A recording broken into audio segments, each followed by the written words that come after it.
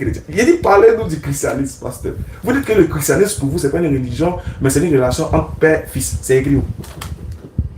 Ça, c'est écrit où? Ce que vous venez de dire là, c'est écrit où? Parce qu'on parle des Écritures ici. Moi, quand j'ai dit que l'islam est la solution à la volonté de Dieu, je vais te donner les versets. Abonnez-vous à la chaîne Rappel Islamique. N'oublie pas de liker et de partager. Merci. Le frère Yacoub sera amené à nous dire pourquoi doit-on devenir chrétien, par exemple. Qu'est-ce qu'il y a que nous ne savons pas et que nous devons découvrir, n'est-ce pas? Une sorte de dialogue, comme je le dis, dialogue interreligieux. Nous sommes à la radio Al-Faïda. Je remercie depuis le frère Yacoub. Il est venu de Yopougon parce que de Yopougon ici, c'est pratiquement un voyage. Et puis avec les embouteillages et tout, mais il a tenu à être là. Vraiment, je le remercie. Merci. Je pense qu'après cette émission, on va programmer 2 émissions, Inch'Allah. Je vous rappelle que moi, je suis le modérateur et après, durant quelques minutes, nous allons échanger et puis on va ouvrir le téléphone. Les auditeurs vont appeler, ils vont poser des questions. Si la sœur veut intervenir, Yacoub nous dira à quel moment elle va intervenir. D'accord. Ismaël Aka, vous allez vous présenter. Vous serez amené à défendre votre position musulmane. Et puis d'ailleurs, pourquoi doit-on devenir musulman? Parce que vous avez quitté le christianisme. Exactement. Si Yacoub va devoir nous convaincre ou convaincre les auditeurs, je répète, c'est convaincre, mais c'est pas lui qui guide, c'est pas lui qui décide, c'est Dieu l'Éternel qui guide. Donc on va donner la parole à Ismaël Aka. Et puis bon, voilà, on va voir ce que ça donne. Allons-y Ismaël, bismillah.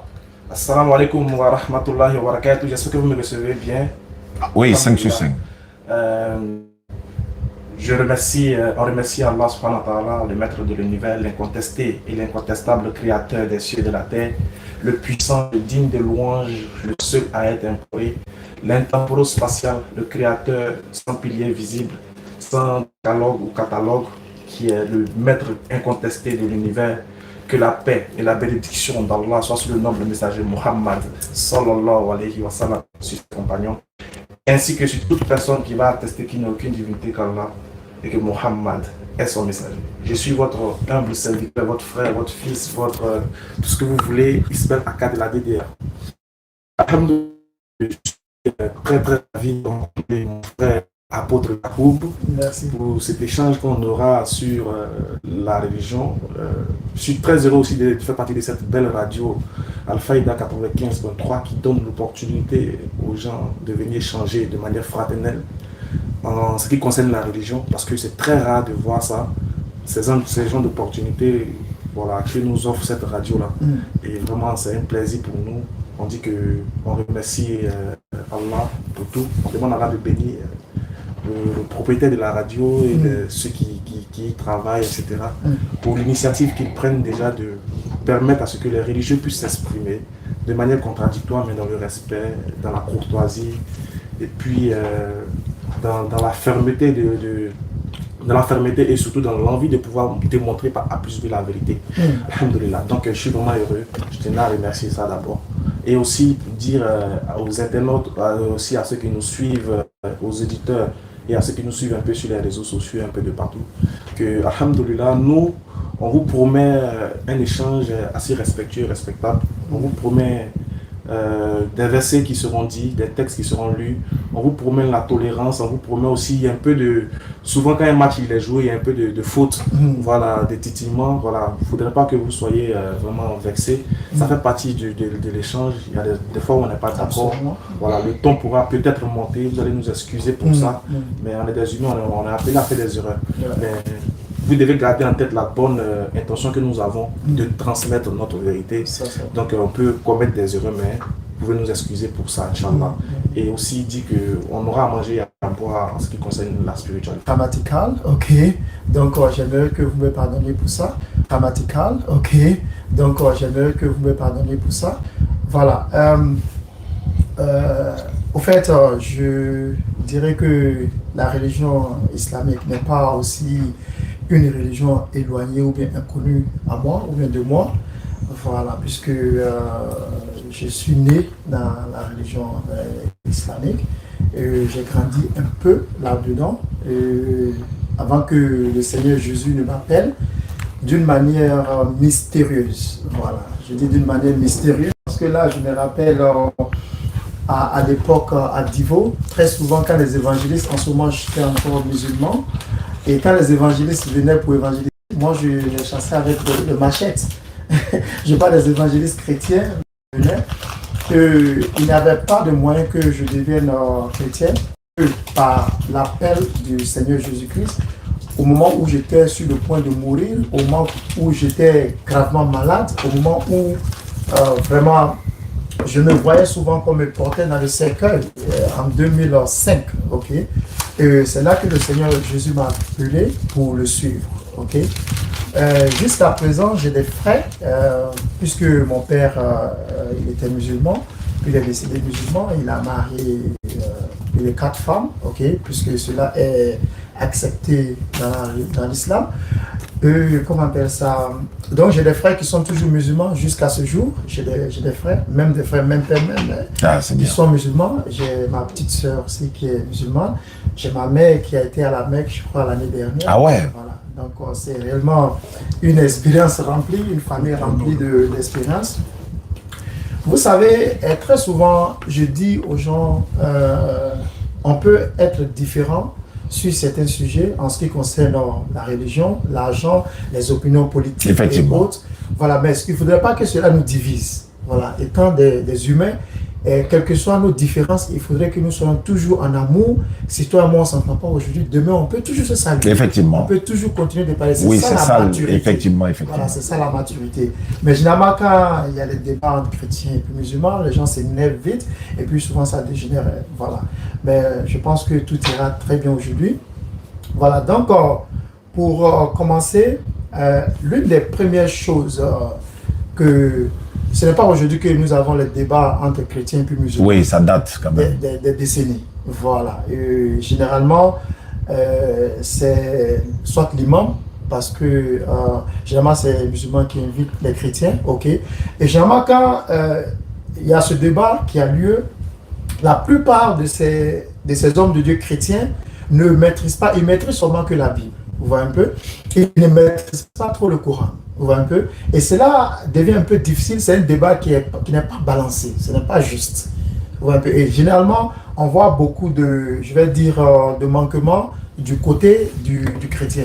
Et nous avons vu des gens comme Ahmed Dida, oui, bien sûr, des gens comme Naïk, et puis encore d'autres personnes qui ont eu des débats avec Abdul Majid. Voilà, qui ont eu des débats, comme je me rappelle, il y a eu un débat entre, si je me rappelle, Ahmed Dida et puis Anish Shorosh. Non, c'était un évangéliste américain, Johnny Swaggart. Jimmy Swaggart, oui. qui est décédé récemment. Bien sûr. Voilà, Jimmy Swaggart. Jimmy Swaggart n'a pas piqué. Voilà, oui. j'ai remarqué ça. C'était la Bible, la parole de Dieu. Mais n'a pas piqué. Oui, bien sûr. Voilà, parce qu'il n'avait pas beaucoup. C'est un grand évangéliste qui a gagné beaucoup d'âmes pour le Seigneur Jésus, mais n'a pas piqué. Et je pense que ce que nous allons voir ici aujourd'hui, ça sera complètement une nouvelle chose qui va révolutionner ce débat entre musulmans et chrétiens, surtout avec les révélations que je vais apporter aujourd'hui. Et ça sera des choses très choquantes, et puis très étonnantes, et puis merveilleuses. Je rappelle qu'il vous reste 5 minutes. Merci beaucoup. Donc, la première des choses, très souvent, c'est que le musulman doute de la véracité, ok, de la Bible. Est-ce que la Bible est authentique? Très souvent, c'est la question qui revient toujours. Effectivement. Voilà. Et très souvent, on a l'habitude de dire que non, la Bible a été composée par des humains.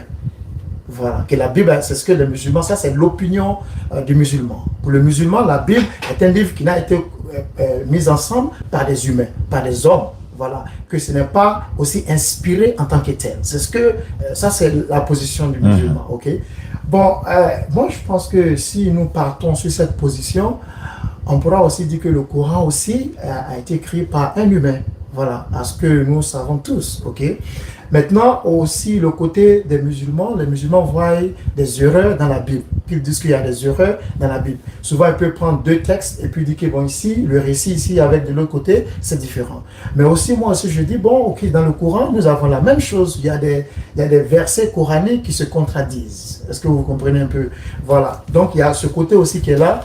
Et puis encore, il y a maintenant la divinité, ok, de Jésus lui-même. Okay. Le musulman renie complètement que Jésus n'est pas Dieu et qu'il n'est pas fils de Dieu et qu'il n'est pas le Père. Okay. Et il y a les versets coraniques qui soutiennent ça proprement. Et donc, Le chrétien, lui, dit que le Jésus, pas tous les chrétiens, parce que je tiens à souligner que même dans le cercle chrétien, il y a une grande division parmi nous. Et la raison pour laquelle, c'est comme tu es un père, tu as 5 enfants, mais écoute, ce n'est pas tous tes 5 enfants qui vont s'entendre, qui auront la même voix. Oui, c'est clair. Il peut y avoir des divisions. Et c'est ce qui fait de nous des humains. Et nous sommes dans une société humaine. Alors, quand nous regardons le côté christianisme, nous les chrétiens, nous pensons que le livre que nous avons, il n'y a pas d'erreur là-dedans. Et moi, je suis allé à faire des études et j'ai remarqué aussi que dans le Coran, il y a aussi des erreurs dans le Coran. Voilà. J'ai remarqué qu'il y a des erreurs dans le Coran, ce que je vais essayer de révéler.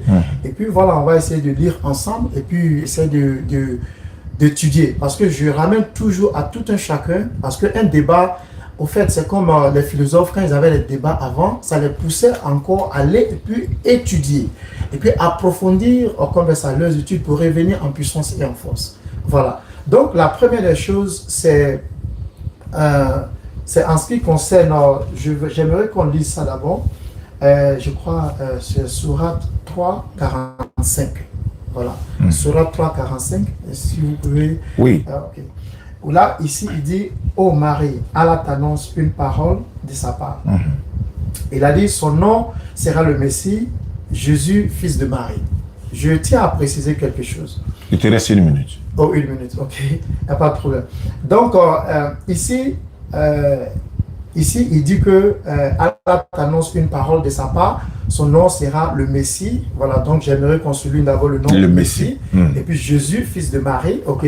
Maintenant, dans le deuxième verset qui est Sourate 4, verset 171, il dit le Messie, Jésus, fils de Marie, n'était qu'un messager d'Allah. Sa parole qu'il envoya à Marie est un esprit venant de lui, ok. Ici, dans le Sourate 4, 171, il reconnaît que Jésus est Messie comme il a reconnu dans le verset précédent, ok, pardon, dans le passage précédent. Oui. Mais ici, il va un peu loin pour dire que Jésus est la parole, parce qu'il a écrit sa parole, ok. Donc, il reconnaît que Jésus est la parole d'Allah, selon ce qu'il a écrit ici, ok. D'accord. Et il a dit, c'est bon, mon temps. Oui, c'est déjà arrivé. Ok, merci. Ok, Alhamdulillah Rabbil Alamin, je pense que le débat, les deux corps est planté par la grâce d'Allah. L'esprit de mon frère Yacoub me plaît bien parce que voilà, il est très posé dans les Écritures et il donne ses arguments et c'est ce que nous souhaitons. Ceux qui voudraient, n'est-ce pas, partager, n'est-ce pas, ce plateau avec nous, prochainement, vous serez les bienvenus. Ismaël Aka, 10 minutes pour répondre à cette préoccupation. Allons-y. أعوذ بالله من الشيطان الرجيم بسم الله الرحمن الرحيم والصلاة والسلام على رسول الله الحمد لله gloire à Allah le maître de l'univers l'incontesté et l'incontestable créateur et que la paix et la bénédiction d'Allah soient sur le noble messager et champion du Tawhid Muhammad sallallahu alayhi wa sallam. Je suis très ravi d'être là pour réitérer encore mes propos. Et on vient d'écouter l'introduction du pasteur, de l'apôtre.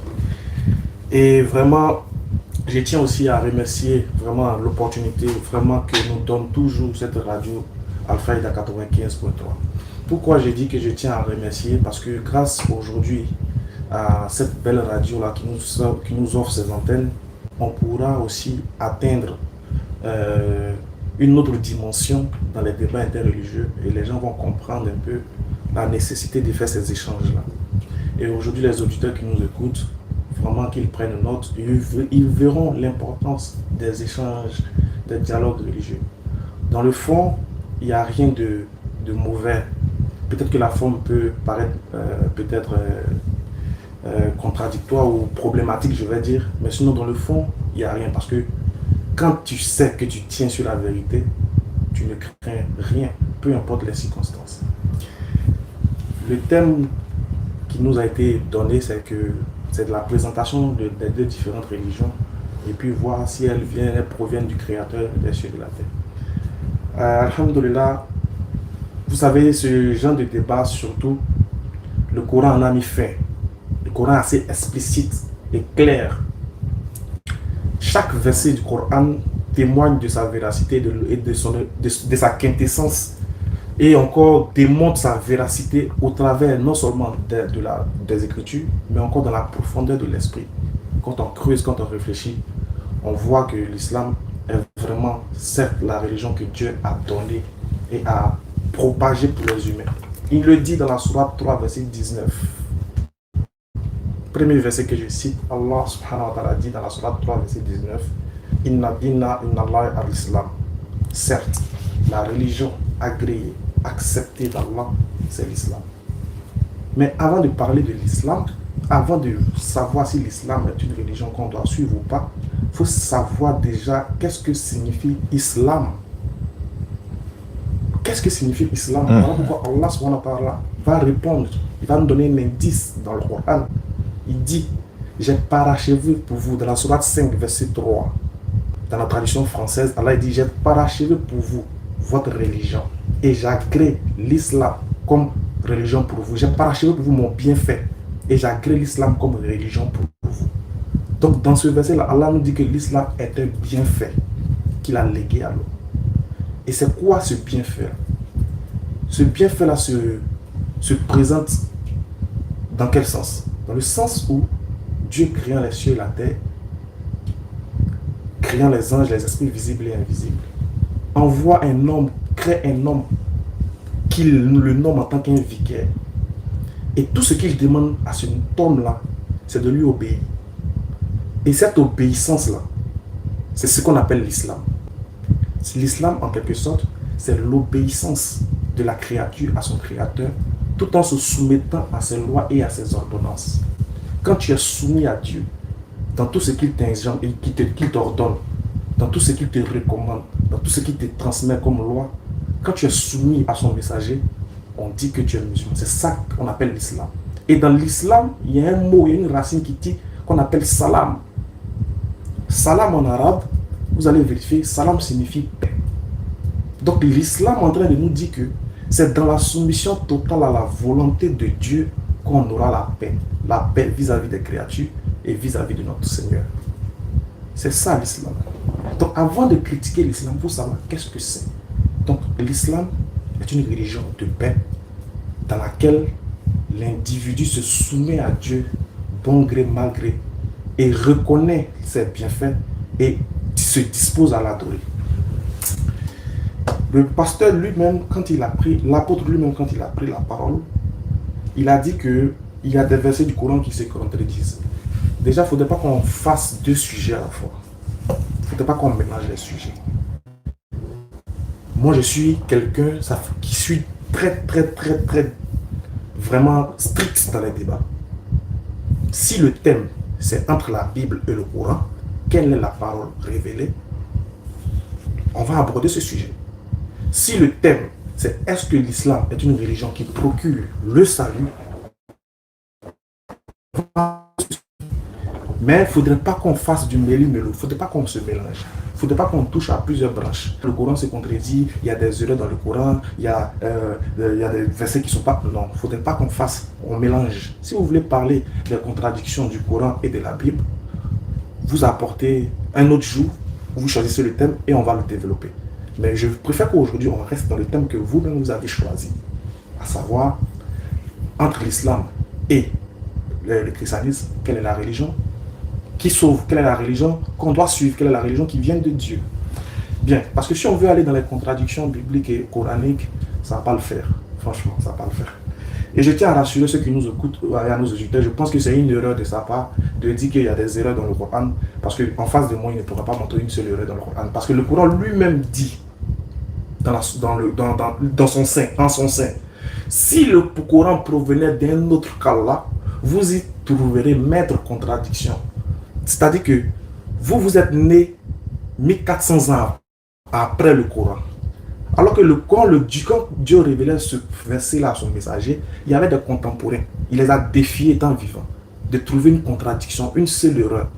Ça fait des milliers d'années, les gens ont essayé, n'ont pas trouvé. Je ne pense pas que c'est vous, Yacoub, qui allez trouver ça aujourd'hui. Ça, je ne pense pas. Il te reste 3 minutes. Voilà, je ne pense pas. Je sais que vous avez dit ça, mais bon, vous ne serez pas capable de montrer l'erreur.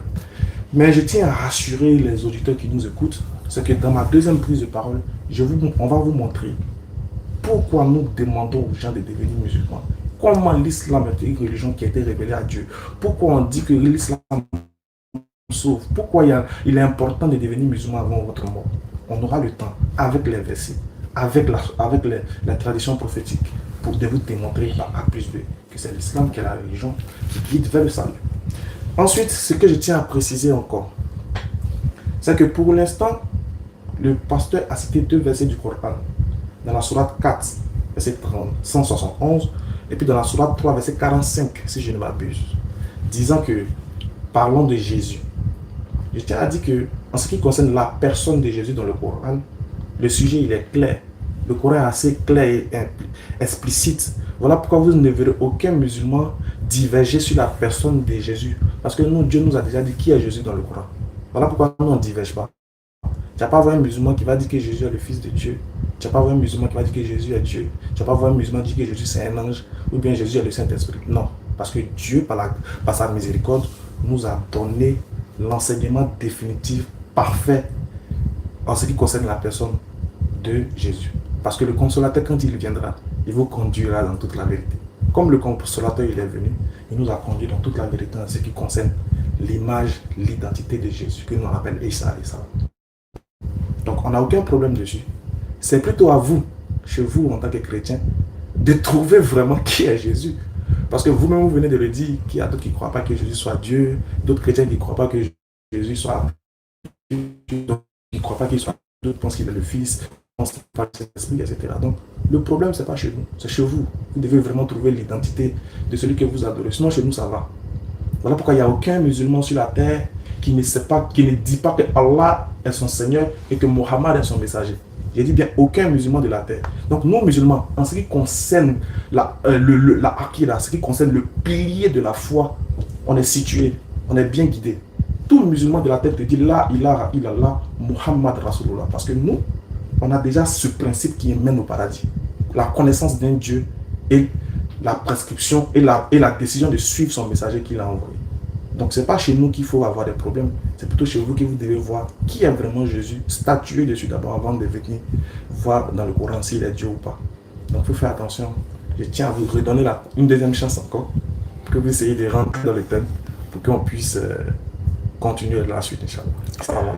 Alaykoum salam wa rahmatullahi wa barakatuh. Alhamdulillah Rabbil Alamin, chers frères et sœurs, chers auditeurs de la 95.7 93.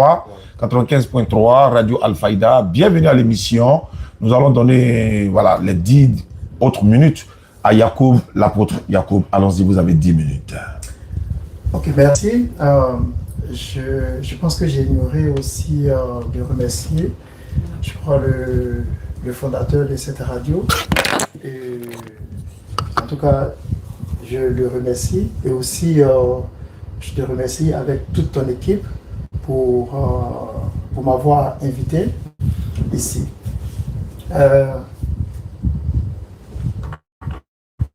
Parce que je parlais de suite, parce que vous savez, dans un débat ou bien dans l'interprétation d'un texte, il ne faut pas prendre seulement une partie et puis ignorer l'autre partie. Voilà, j'avais bien précisé que les musulmans très souvent critiquaient la Bible. On voit un peu que la Bible, il y avait des erreurs. Et c'est cela que j'ai dit que, ainsi, aussi, par mes études, j'ai trouvé des erreurs dans le Coran. C'est ce que j'avais dit là, ok? Voilà, donc c'est les deux côtés.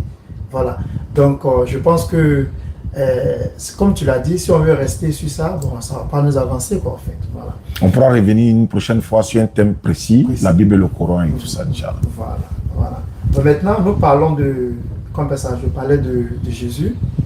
Parce que quand nous parlons du christianisme, vous savez, depuis le temps de, je dirais même le temps de Noé, ok, jusqu'au temps d'Abraham, et puis au temps de Ishaka, au temps de Jacob, et puis nous prenons le temps de Youssouf, ok, et puis Moussa, et puis passant par ceux qui ont suivi Moussa, par exemple Jésus et Caleb, ok. Quand nous prenons tout cela, allant jusqu'aux prophètes, toutes ces personnes pointaient l'humanité à une seule personne, qui est Jésus-Christ, le Messie. Et moi, j'étais très heureux de voir dans le Coran, quand je lis dans le Coran, que Jésus est appelé Messie, clairement. Franchement, personnellement. J'étais très heureux de voir ça dans le Coran. Que Jésus a appelé Messie. Parce que le mot Messie, c'est le mot que quand vous entendez les gens, les chrétiens disent Jésus-Christ là. Le mot Jésus-Christ là, ça c'est le Messie. Voilà, Christ veut dire Messie, ça veut dire loin. C'est ce que ça veut dire. Et celui qui est loin, au fait, il y a le niveau spirituel. On va un peu passer très souvent. C'est vrai que nous avons les débats chrétiens-musulmans à un niveau qui est purement physique. Mais je pense que ces textes-là ne sont pas, ou bien n'ont pas des effets dans ce monde physique seulement, mais aussi dans le monde spirituel. Parce que après tout là, si quelqu'un est possédé des esprits mauvais, nous voulons que cette personne soit libérée. Parce que c'est là qu'on parle du salut. Le salut, ce n'est pas seulement de mourir et aller au paradis, mais il y a le salut où même toi-même tu es sauvé de ces esprits malins, ces esprits mauvais qui te tourmentent, qui te traumatisent, qui te troublent. Les humains ont des problèmes qu'ils traversent chaque jour quotidiennement sur la terre. Et je pense que tout ce que nous faisons ici sur cette terre, c'est d'aider ces personnes, ces humains, à pouvoir résoudre leurs problèmes. Je pense que c'est ce que vous faites, l'islam fait, et puis c'est ce que aussi le christianisme fait sur la terre dans notre société, pour améliorer les conditions de vie de nos suiveurs, ou bien les membres, ou bien les adeptes. Vous voyez un peu. Voilà.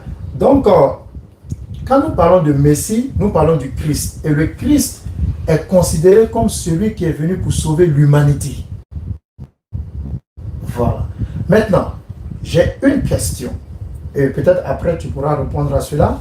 Dans le Coran, de A à Z, du début jusqu'à la fin, a reçu ce titre qui est unique à Jésus.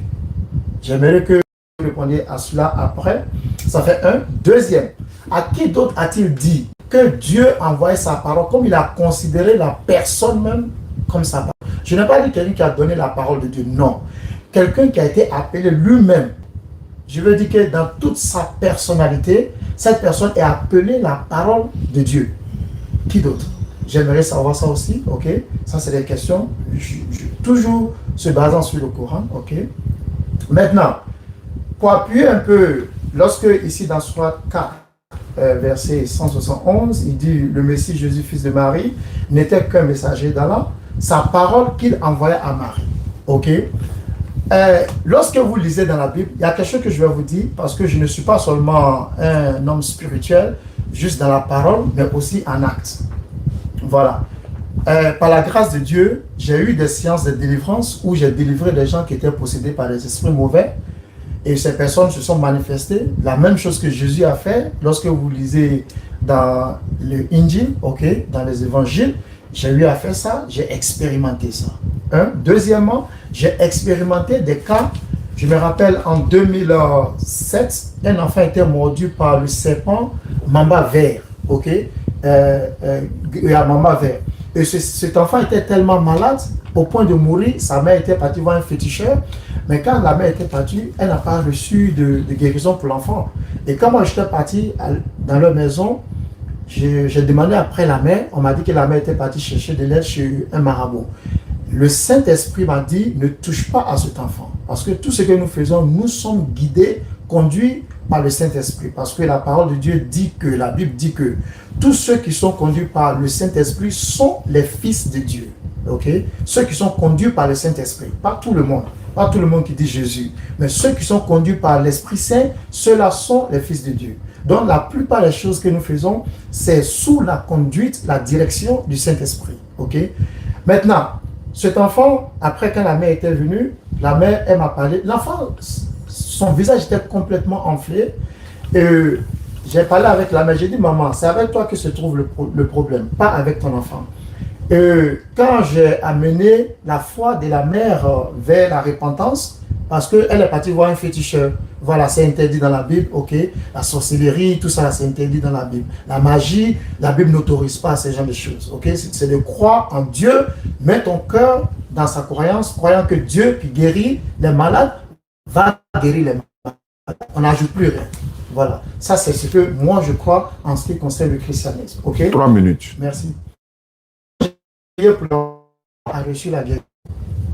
J'ai des vidéos sur YouTube où j'ai été où j'ai prié des gens qui ont été envoûtés par des choses pas possibles, vous voyez un peu des maladies incurables, ok, et qui ont été instantanément guéris pendant mes croisades, ok, en Afrique du Sud, même avec les Blancs, pas seulement avec les Noirs, mais Dieu m'a utilisé parmi les Blancs, il m'a utilisé chez les Indiens, il m'a utilisé parmi les Noirs, il m'a utilisé parmi les Chinois. J'ai à plusieurs fois reprises expérimenté la main de Dieu, la manifestation du Saint-Esprit dans la vie des humains, ok. Et donc, quand nous parlons de la parole de Dieu, c'est quelque chose elle est profonde.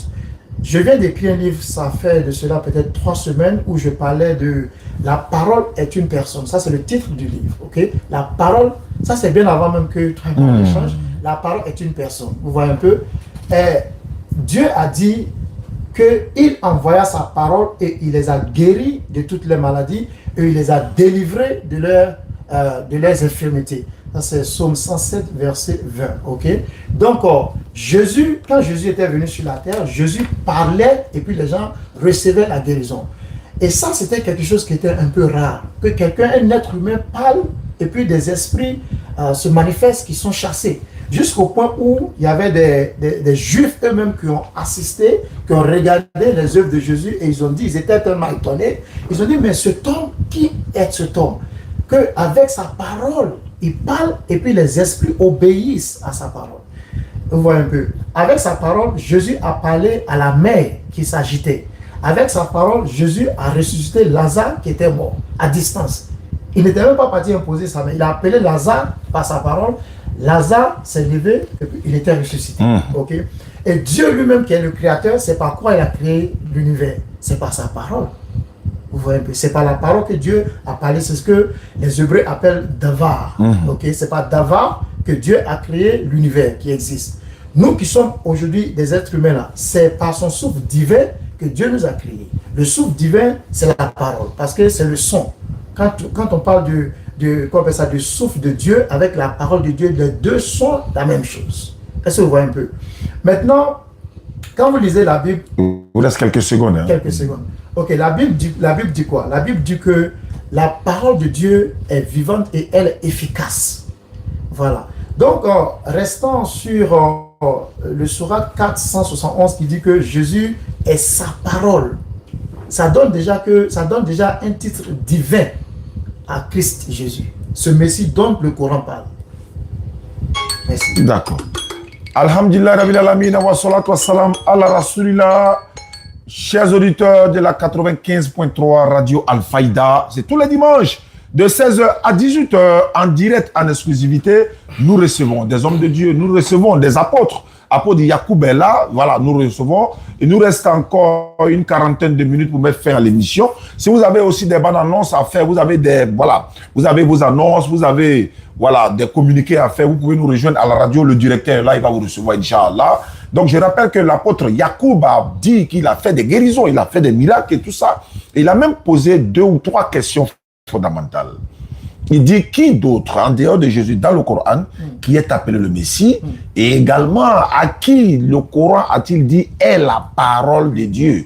Donc, il y a beaucoup d'interrogations. Je pense que Ismaël a pris bonne note. On va lui donner ces 10 minutes. Donc, après, je pense qu'on va trouver un temps où vous allez échanger directement et puis on va donner au moins 20 minutes aux auditeurs qui vont appeler dans le moment sera venu. Ismaël, 10 minutes, c'est parti. L'apôtre Yacoub vous écoute et mademoiselle Regina est là. Merci beaucoup, ma soeur. Bienvenue à l'émission Al-Faïda.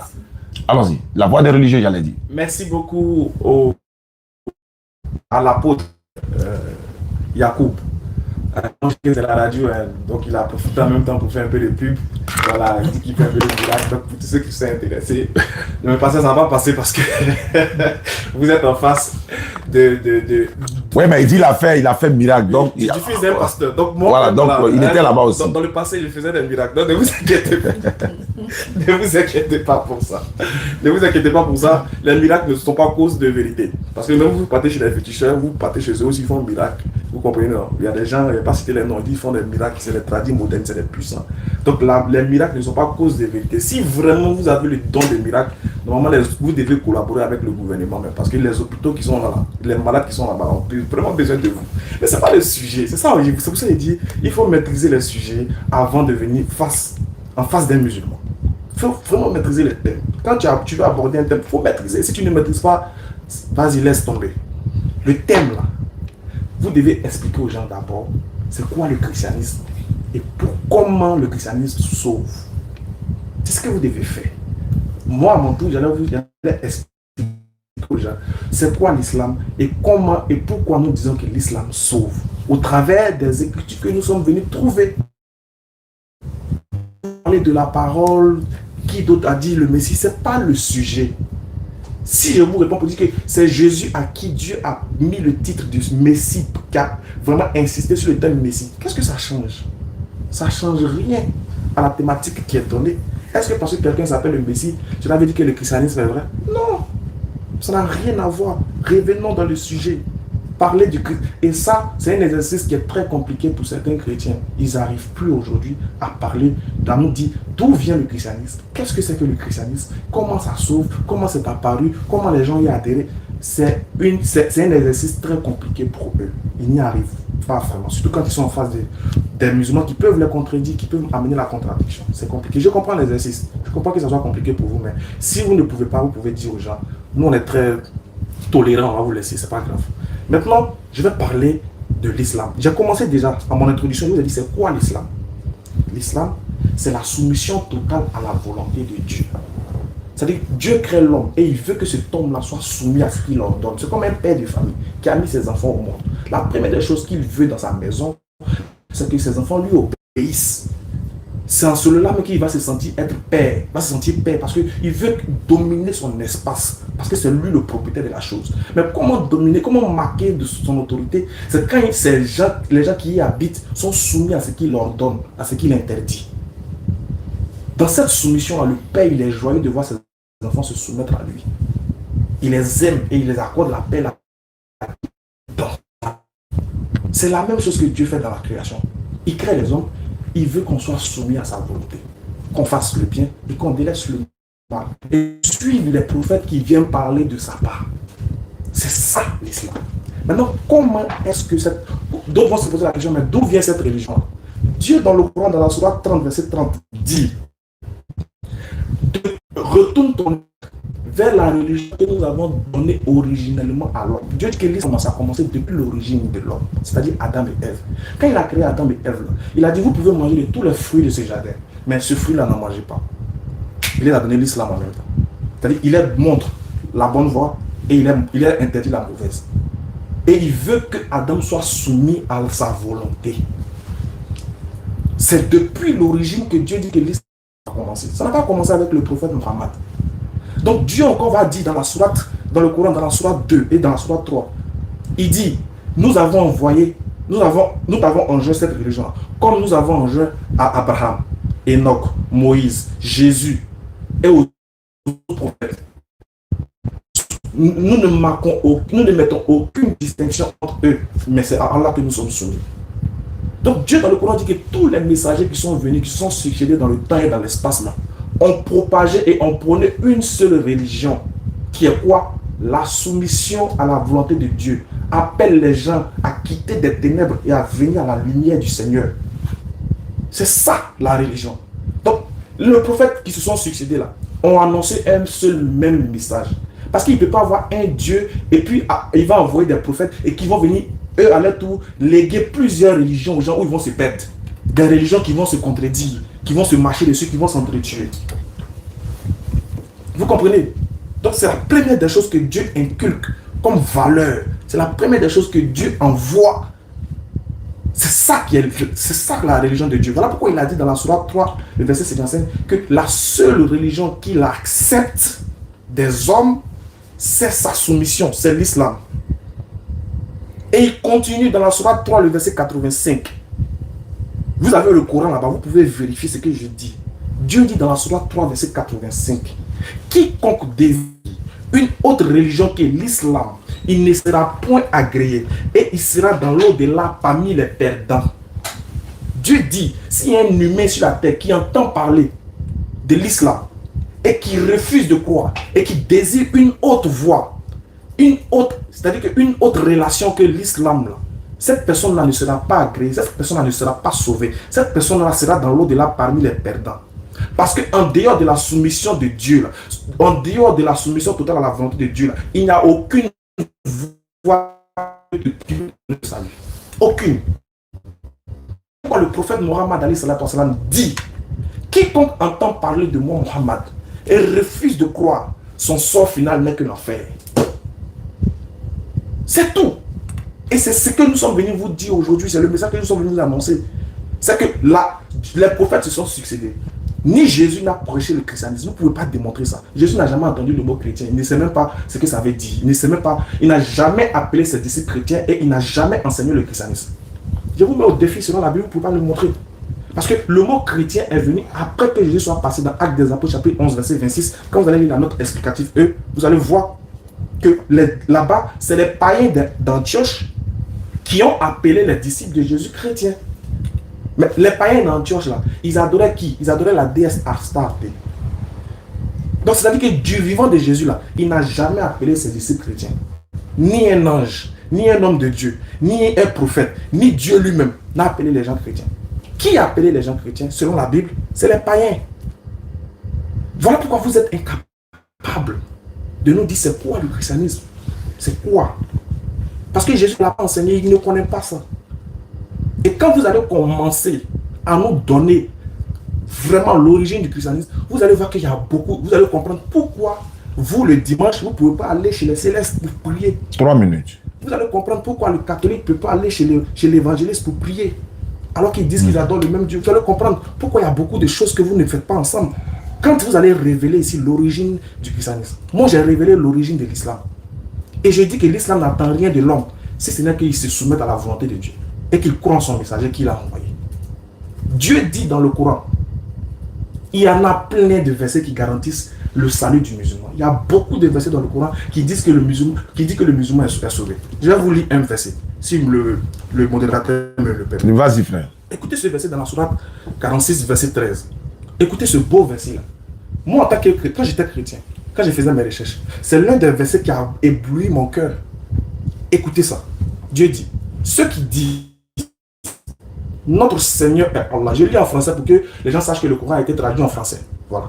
Ceux qui disent notre Seigneur est Allah et qu'ensuite ils se tiennent sur le droit chemin, ils ne doivent avoir aucune crainte et ils ne seront point affligés. Verset 14. Ceux-là sont les gens du paradis où ils demeureront éternellement en récompense de ce qu'ils faisaient. Dieu dit que ceux qui disent que Allah est leur Seigneur et puis ils marchent sur le droit chemin, Dieu dit qu'ils ne doivent avoir aucune crainte et ils ne seront point affligés. Voilà les gens du paradis où ils demeureront éternellement. Un tel verset, est-ce que vous pouvez prendre la Bible pour nous citer ça? Est-ce que on peut trouver ça dans la Bible? Où Dieu fait les croyants comme ça, où il est rassure, il est garanti le salut. Parce qu'on est en train de faire le débat là, c'est pour aller au paradis demain. Mais si ton livre t'a pas garanti le paradis, tu fais comment? Tu t'en vas quelque part, tu ne connais pas, mais tu n'as pas GPS. C'est sûr que tu as des bêtes. Nous, on a le GPS qui est le Coran. Et je vais vous montrer. Regarde ici, je tiens ce qu'on appelle, ce que vous voyez, on appelle ça le Rumash. Ce que vous dites que vous parlez hébreu. Je vous ai entendu tout à l'heure parler hébreu. Je vais vous donner un verset de bonne foi qui va marquer. Il vous reste quelques secondes. Il nous reste quelques secondes. Voilà, qui va marquer la bonne alliance entre vous et moi.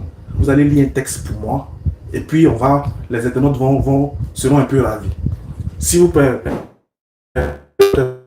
me permettre. D'accord, Genèse, ou bien c'est quel verset? Oui, c'est là où j'ai mis le truc là, ici le point. Mais il va lire Genèse 20 et puis il va lire là-bas. Genèse 17 verset. Bereshit. Mon cher Yacoub, est-ce que vous pouvez? Non, je préférais que tu lises parce que quand je lisais le Coran, Ok. D'accord. D'accord, c'est son droit. Merci, ça c'est ton droit. Donc, modérateur, vous allez m'accorder un peu de ce. Il n'y a pas de souci, allons-y. Voilà. Je vais lire maintenant ce que les Juifs disent. Jésus a dit dans la Bible que les Juifs sont assis dans la chair de Moïse. De faire ce qu'ils disent, de les écouter, allons-y. mais de ne pas faire ce qu'ils font, parce qu'ils disent ce qu'ils ne font pas. Et Jésus dit que le salut vient des Juifs. Car vous adorez ce que vous ne connaissez pas, nous adorons ce que nous connaissons, car le salut vient des Juifs. Qu'est-ce que les Juifs ont dit en ce qui concerne une promesse de Dieu par le Père Abraham? Parce que si les chrétiens parlent de aujourd'hui, c'est en fonction Ils sont d'Abraham. arrivés, n'est-ce pas? Oui, oui. Ouais. J'aimerais qu'ils respectent, parce que j'ai respecté tout le temps. D'accord, il n'y a pas de souci. Ah, d'accord. En fait, Je voulais on faire a une fini, hein. On a fini les 2 fois 20 minutes. Soit vous allez dialoguer directement, soit on va vous redonner encore des temps. Mais comme il y a des auditeurs qui doivent appeler, alors que nous sommes déjà à 17h30 minutes, dans près de 28 minutes, l'émission finie. Donc, qu'est-ce que vous souhaitez? Si vous voulez encore 5 minutes ou Ouais, bien 5 encore minutes, 5 5 minutes, c'est bon? 5 minutes. Ok, donc allons-y Allez-y. pour les 5 minutes. Allez-y. Donc, je mets le chrono. Vous avez 5 minutes. Désolé d'avoir débordé un peu. Non, Il n'y a pas de souci. Donc, je vais vous donner 6 minutes à la cause des 1 minute qu'il a pris. Allons-y. C'est bon. Merci. Pour répondre à ta question, au fait, j'attends toujours que tu répondes à mes 2 questions. Et si tu ne réponds pas, ce n'est pas un problème. Il y a plusieurs autres musulmans partout dans le monde entier, en Arabie Saoudite, au Qatar, Dubaï, en Afrique du Sud, et d'autres pays qui peuvent répondre et même faire des recherches. C'est ce que j'aime dans l'Internet. Parce que ce débat-là, ça va au-delà de la Côte d'Ivoire. OK? Et j'ai posé 2 questions. Tu n'as pas du tout répondu à ça. Et au contraire, tu m'as accusé d'être hors sujet du débat. Mais je ne suis pas hors sujet parce que quand nous parlons de démontrer quelque chose, il y a des éléments qu'il faut toujours impliquer. Cela est très important. Sinon, comment est-ce qu'on peut démontrer? Tu m'as posé une question, qu'est-ce le christianisme? Mais je ne peux pas te dire en une phrase qu'est-ce le christianisme, sinon ça ne serait pas du tout complet. Voilà. Donc il y a des éléments, c'est pour ça que nous avons les Écritures. Les Écritures, on appelle ça, on les met ensemble pour pouvoir signifier quelque chose, pour faire comprendre les gens. Ok? Mais pour t'aider, ou bien pour revenir sur quelque chose dont tu as parlé de suite, que il n'avait pas de chrétiens, ou bien Jésus n'a pas parlé de chrétiens. C'est vrai que Jésus n'a pas parlé de chrétiens, nous les chrétiens, nous savons cela, ok?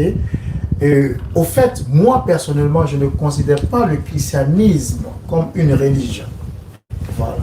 Ce sont les Occidentaux qui sont venus, qui ont essayé de dire les religions qui existent sur la terre, et ils ont mis les 3 religions abrahamiques, qui sont le judaïsme avec le christianisme et puis l'islam, ok? Et puis après ils ont ajouté l'hindouisme, le bouddhisme, avec le traditionnalisme, toutes ces religions-là. Mais moi personnellement, je ne considère pas le christianisme comme une religion. Voilà. Je considère le christianisme comme une relation entre père et puis fils, ok? Entre Dieu et puis adorateur. Voilà, parce que Dieu, il est Dieu, et puis on l'adore. Mais en même temps, il est mon père, je suis son fils. Vous voyez un peu? Mais puisque nous avons des confessions de foi qui sont différentes, toi, tu dis que chez toi, Dieu ne peut pas engendrer. Donc, tu ne peux pas avoir cette relation père-fils avec Dieu. Mais moi, je dis oui. Bon, écoute, moi, je crois, parce que les croyances sont différentes. Ce que l'hindouiste va te dire, ce n'est pas la même chose que le bouddhiste va te dire. Ok, mais cela ne veut pas dire que le bouddhiste est en faux ou bien l'hindouiste est en faux. Vous voyez un peu. Donc la chose c'est que le christianisme d'abord c'est une relation entre le père et le fils. Vous voyez un peu. Si nous parlons de père et de fils, je pourrais même redescendre un peu légèrement pour parler de l'amitié. Quand vous lisez dans le Coran, j'ai 5 minutes, n'est-ce pas? Oui, il te reste encore 2, bon, on va dire 3 minutes. 3 minutes. Parce que, non, 6 minutes, parce que je donnais 6 minutes. Donc, 6 il te reste minutes. encore 3 minutes. Ok, 3 minutes, ok. Parce qu'il y a il y a quelques éléments. Écoute, j'ai lu le Coran. Le Coran ne parle pas d'un monsieur qui s'appelle Melchizedek. Melchizedek, par exemple, était celui-là qui était venu voir Abraham. La raison pour laquelle je dois parler de Melchizedek, parce que l'islam se repose sur, je dirais même, les saints d'Ibrahim. Et ça, vous ne pouvez pas nier ça. Voilà. Ainsi que le judaïsme et ainsi que le christianisme. Les 3 se reposent sur les saints d'Ibrahim. Ok? Ibrahim lui-même, un monsieur était venu le voir, s'appelant Melchizedek. Mais le Coran ne parle pas de ce dernier. Alors moi, c'est une question que je me pose. Mais pourquoi est-ce que le Coran, qui représente les anciennes écritures, ne parle pas de Melchizedek? mais qui est un être qui est si important, qui n'a ni début ni fin, selon la Bible. Ok? Et cela même nous amène dans un autre sujet que je ne veux pas rentrer aujourd'hui, peut-être. Oui, une prochaine fois. Voilà, mais je voudrais parler du sujet du vin. Ok. Le sujet du vin. De l'alcool, on veut. Oui, le vin.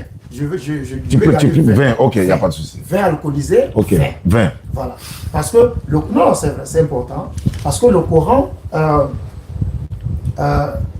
ça peut-être une prochaine fois, ok? Parce que le Coran interdit l'alcool. Okay? Le Coran interdit l'alcool. Mais en même temps, le Coran te dit qu'il y a un peu de bénéfices, d'avantages dans le vin. Et aussi, il a dit qu'il y a des conséquences. Et puis il a dit que les conséquences sont plus nombreux que l'avantage. Okay? Et encore dans un autre verset, d'une manière prophétique. Okay? Le Coran te dit que ceux qui sont dans le paradis vont recevoir une coupe. Parce que dans la traduction originale du Coran, ok, au fait, il y a il y a aussi cette question pour ceux qui écoutent. Aujourd'hui, les musulmans n'ont pas la version originale du Coran. Ah ouais, ça c'est une révélation, ça. Oui, ils n'ont pas ça. Les musulmans n'ont pas ça. Ils n'ont pas ça. Parce que la version originale du Coran, c'est la version ottomane. Ok? Ça, c'est un. Deuxièmement, beaucoup de musulmans ne savent pas jusqu'à aujourd'hui qu'il y a eu beaucoup de Corans qui ont été brûlés par Ottoman lui-même. Vous voyez un peu? Qui ont été brûlés par Ottoman lui-même. Jusqu'à ce qu'ils aient gardé, certaines copies qui ont été, je vais dire, de copie en copie, jusqu'à ce que vous ayez ce que vous... Mais le Coran qui est aujourd'hui dans le livre que vous avez ne date pas, je vais dire, du 7e siècle. Vous voyez un peu. Voilà. Donc, il y a ce côté-là déjà. Et puis, une autre question que... Bon, les 6 minutes sont arrivées. Voilà, ok. D'accord. Ismaël, tu as 5 minutes. Et puis après, on va faire le dialogue direct. On va voir s'il faut apprendre les auditeurs ou pas, mais on va faire le dialogue direct. Donc, 5 minutes. Salam alaikum wa rahmatullahi wa barakatuh. Alhamdulillah. Pasteur, apôtre. Apôtre, oui. Vraiment, j'ai dit que vous n'êtes pas dans le sujet. Vous ne maîtrisez pas le sujet. Vous avez donné un thème, vous êtes hors sujet. Et regardez, la preuve que vous êtes hors sujet là, c'est sur ce quoi vous avez chuté même. Vous parlez du vin, vous parlez du Coran, de Ottoman. Il ne suffit pas de faire des allégations. Il faut prouver ce que vous dites. En fait, c'est pas parce qu'on a la radio que vous allez parler de... Mais quelle est la preuve? Vous dites que Ottoman a brûlé tous les Corans. Même si aujourd'hui, là, on s'élève, nous tous les musulmans qui sont ici, là, on décide de brûler tous les Corans qui sont sur la terre. Est-ce que le Coran va se perdre pour autant? Parce que le Coran, de base, ce n'est pas une révélation écrite, c'est une révélation audible et mémorisée dans la tête. Donc quand tu brûles le Coran physique, là, ça reste toujours dans ta tête. Donc si Ottoman a brûlé le Coran dans son temps, et ceux qui avaient mémorisé, il a brûlé aussi les têtes.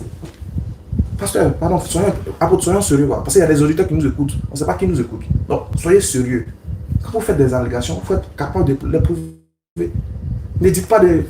Bon, bref, c'est comme ça que vous êtes habitués. Moi, je sais que vous êtes beaucoup habitués à dire des propos sur l'islam. Je sais que vous êtes venus pour l'islam aujourd'hui, là. Donc, vous n'avez même pas préparé pour vous-même en tant que chrétien. Il a dit, parlez-nous du christianisme, pasteur. Vous dites que le christianisme, pour vous, ce n'est pas une religion, mais c'est une relation entre père et fils. C'est écrit où? Ça, c'est écrit où? Ce que vous venez de dire là, c'est écrit où? Parce que on parle des Écritures ici. Moi, quand j'ai dit que l'islam est la solution, je vous ai donné les versets. Maintenant, pour vous, que vous dites là, c'est écrit où ça? C'est ça le problème. On a les gens qui nous suivent verront qu'il y a une différence entre quelqu'un qui dit des choses qu'il n'arrive pas à prouver, et quelqu'un qui au moins qui essaie de prouver par les textes. Je voulais vous faire lire quelque chose que vous avez refusé, mais je vais le lire quand même. Il reste encore 3 minutes. Abraham. Mais c'est vrai, selon la Bible, Abraham a eu 2 fils, non? Isaac et puis Ismaël.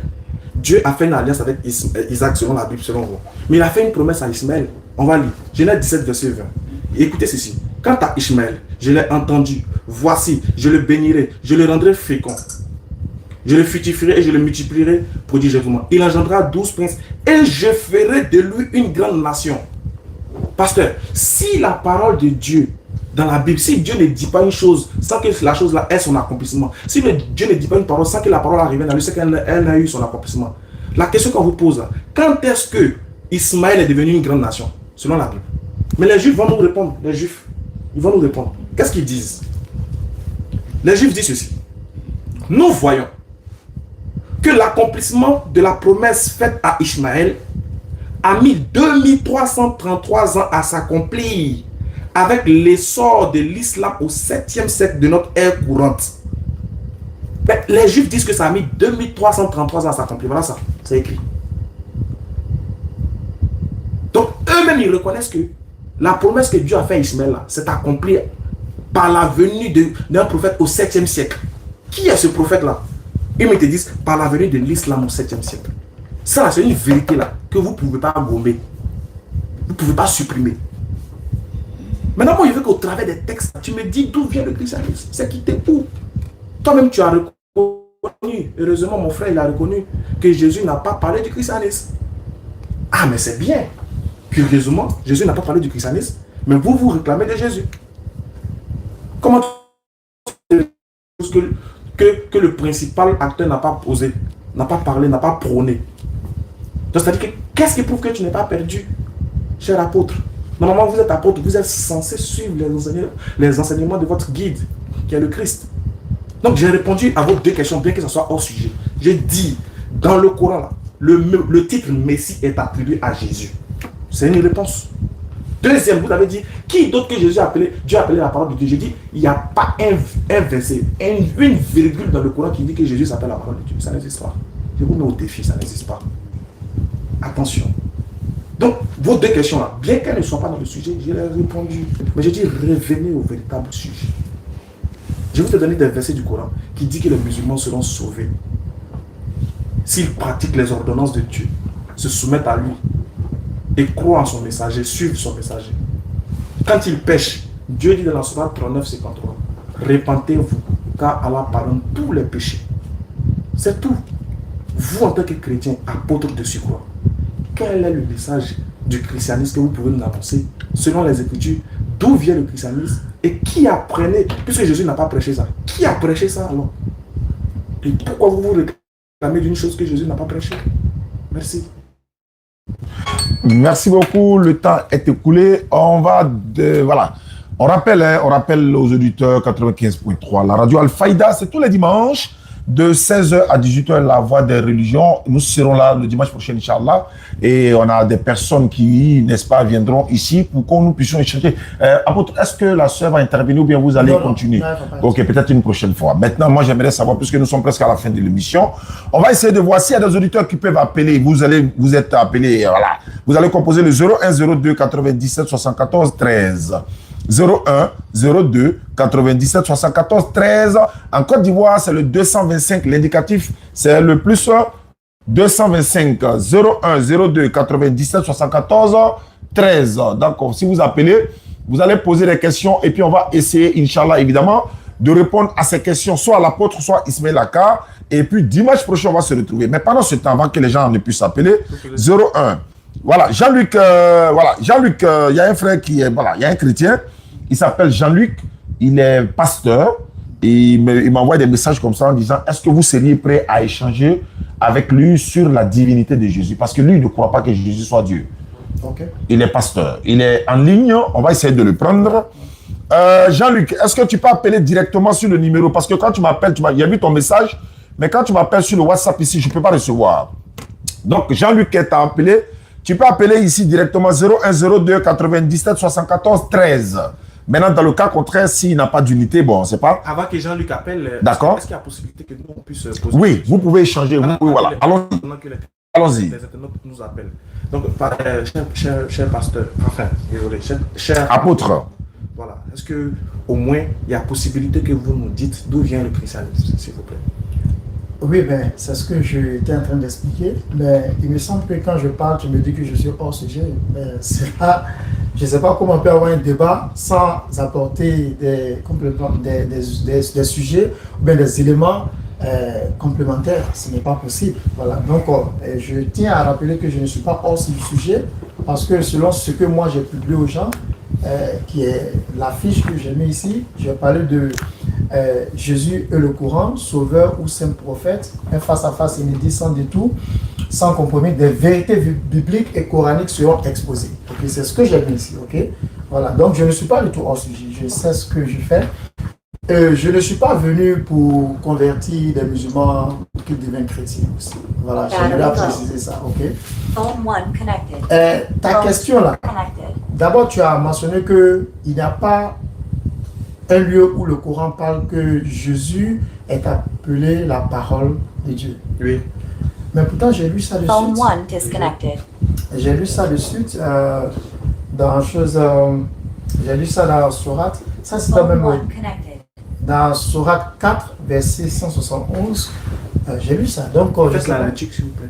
Oui, j'ai dit dans Sourate 4, verset 171, le Messie, Jésus, fils de Marie, n'était qu'un messager d'Allah, sa parole. Il a dit ça, tu vois un peu, non, sa parole. Parlant de Dieu, sa parole. Tu vois un peu. Donc, quand il dit ça, j'aimerais que tu lises parce que généralement, vous croyez beaucoup au texte original en arabe. C'est que je suis tout à fait d'accord. Ok. Donc, lisez en arabe si vous pouvez. Non, on n'a même pas besoin de lire en arabe. Vous-même, quand vous lisez en français, là, Oui. la première phrase dit quoi? Il dit, le Messie, Jésus, fils de Marie, n'était qu'un messager d'Allah, c'est ça? Qu'est-ce que signifie n'était qu'un messager d'Allah? Oui, mais c'est pour ça que toi et moi, nous sommes ici. J'ai pas dit oui, j'ai dit qu'est-ce que ça veut dire? Oui, mais ça veut dire qu'il était simplement, c'est ce que le Coran croit, que Jésus était simplement un messager. Ok. D'Allah, c'est ce que le Coran dit. Maintenant, vous voulez montrer quoi?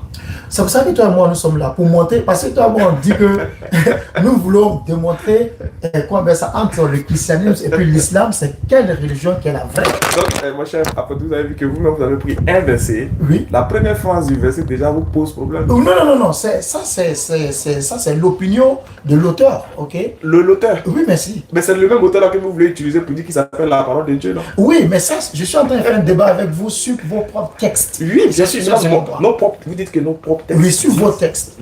Mais cela ne veut pas dire que je crois le texte. Sinon, si je croyais, ben, j'allais croire qu'il n'était qu'un simple messager. Ok, nous avons un appelant 225, il nous appelle d'où? Allô, auditeur en ligne? Oui, bonsoir. Merci Amen. beaucoup. Amen. Le retour, hein? On n'a pas le retour. Attends, ne quittez pas. Allô? Voilà, on vous entend. Voilà, donc à présent, je suis en train de suivre votre direct. À qui ai-je l'honneur? Moi, c'est le Oui. pasteur Jean-Luc de l'église Assemblée de Dieu. Ok, le pasteur Jean-Luc de l'église Assemblée de Dieu, on vous écoute alors. Vous êtes avec Ismaël Aka et l'apôtre Yacoub. D'accord. Shalom, shalom. Shalom. La question est relative au texte de Jean. Jean chapitre 1, le verset 19 à 21. Jean chapitre. 1, le verset 19 à 21. Ici, c'est un groupe de sacrificateurs qui sont allés poser une question à Jean. Jean baptisait dans le Jourdain et lui ont demandé: es-tu le Christ? Es-tu Élie? Es-tu le prophète? Donc ils ont demandé à Jean s'il était Élie, s'il était le Christ ou s'il était le prophète.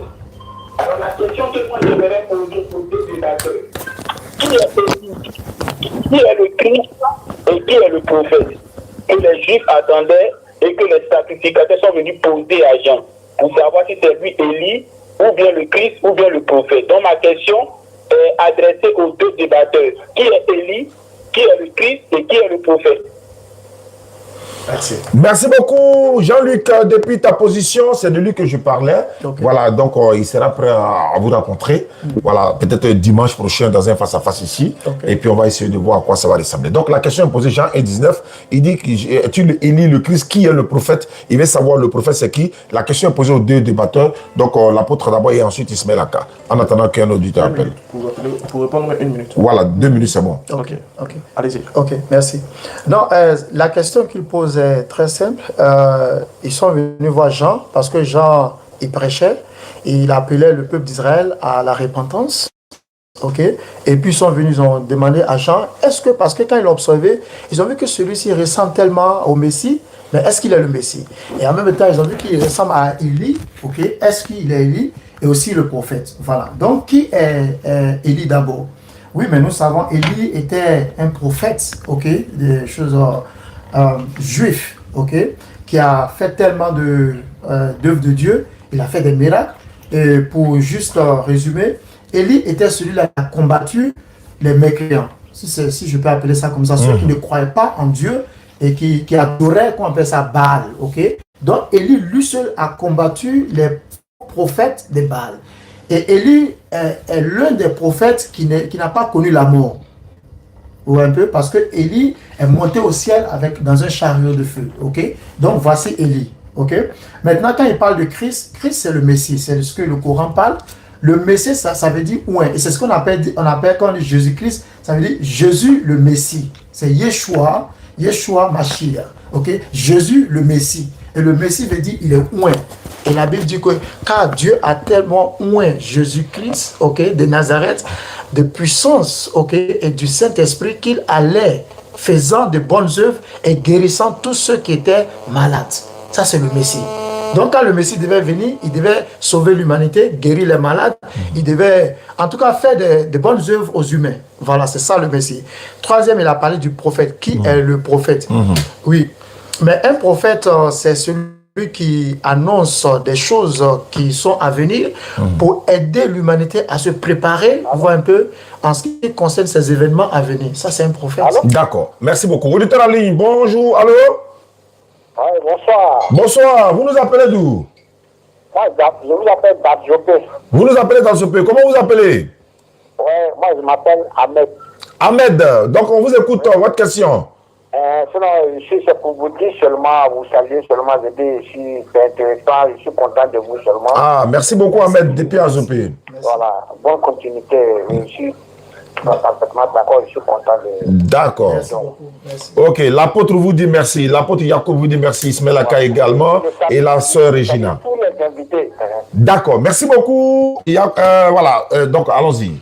Jean 1,19, l'apôtre a répondu, donc on a compris, bon, allons-y. Ok, déjà, moi je sais que celui qui a posé la question va rester sur sa fin parce que l'apôtre dit que la question c'était de savoir, dans Jean 1,19, les disciples ont cité 3 personnalités. Ils ont cité le Messie, ils ont demandé à Jean-Baptiste, es-tu le Messie? Es-tu Élie? Es-tu le prophète? Élie, vous avez dit déjà que oui, on connaît déjà Élie. Ensuite, vous avez dit aussi qu'on connaît déjà. Je l'appelle un peu de oui. Auditeur en ligne, bonjour. Allô? Salam alaikum. Wa alaikum salam. Bonsoir aussi au pasteur et à l'apôtre. Bonsoir.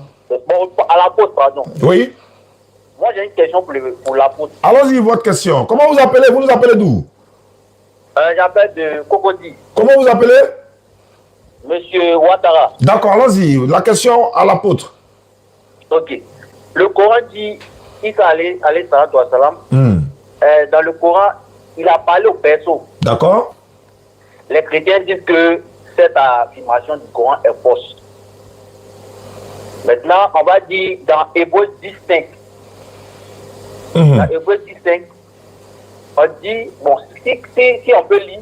Non, on n'a pas assez de temps. Il nous reste 5 minutes. Hébreux 10.5 que dans le monde. Quand vous le lisez, ça continue. Ok. Lorsque Christ est rentré dans le monde, il est rentré bébé ou bien il est rentré barbu? Ça, c'est votre question. Voilà, c'est ma question. D'accord. Merci beaucoup, M. Ouattara de Cocody. Donc, allons sur la question de Élie, le prophète et autres. Et puis, l'apôtre va répondre. Ok, donc, ce que le premier voulait savoir, c'est qui est le prophète? Parce qu'on a identifié le Christ, qui est Jésus. On a identifié Élie. Maintenant, on devait identifier le prophète. Parce qu'ils lui ont demandé, es-tu le prophète?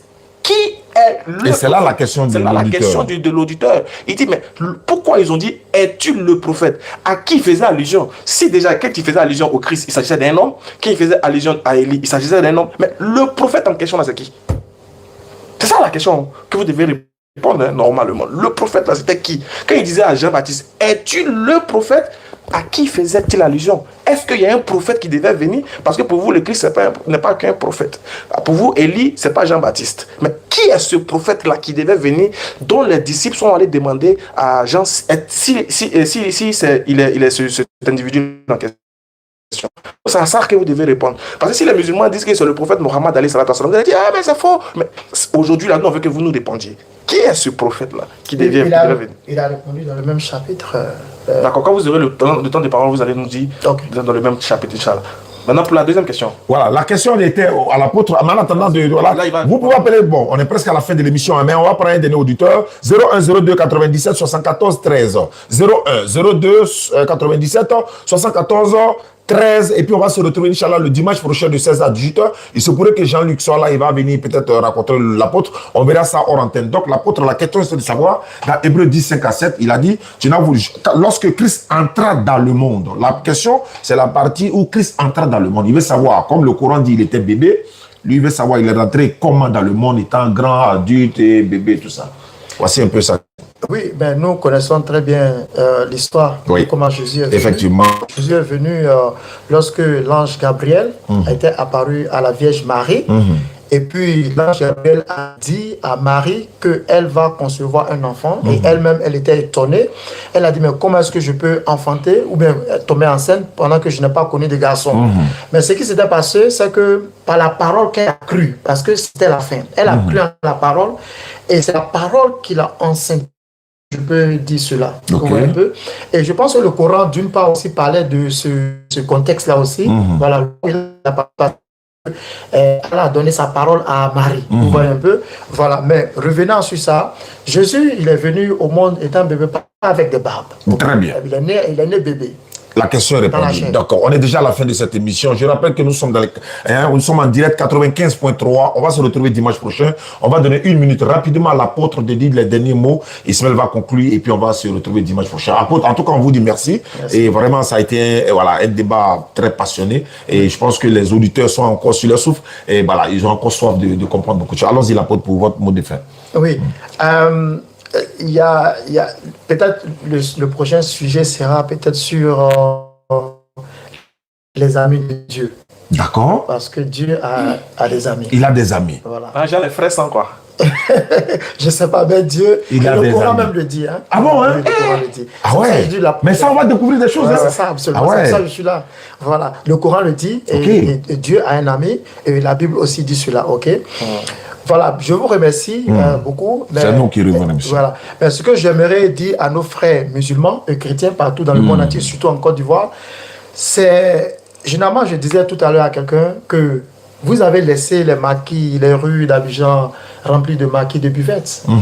Mais qu'est-ce que nous faisons des rues? Ah ouais, il faut faire la prédication pour pouvoir sensibiliser. Et des deux côtés, les musulmans et les chrétiens aussi. Bien sûr. Donc, j'invite tous les imams et les hommes de Dieu, les pasteurs, à réellement à éduquer nos membres d'église et de mosquée, et à les éduquer et aussi à leur apprendre l'amour du prochain.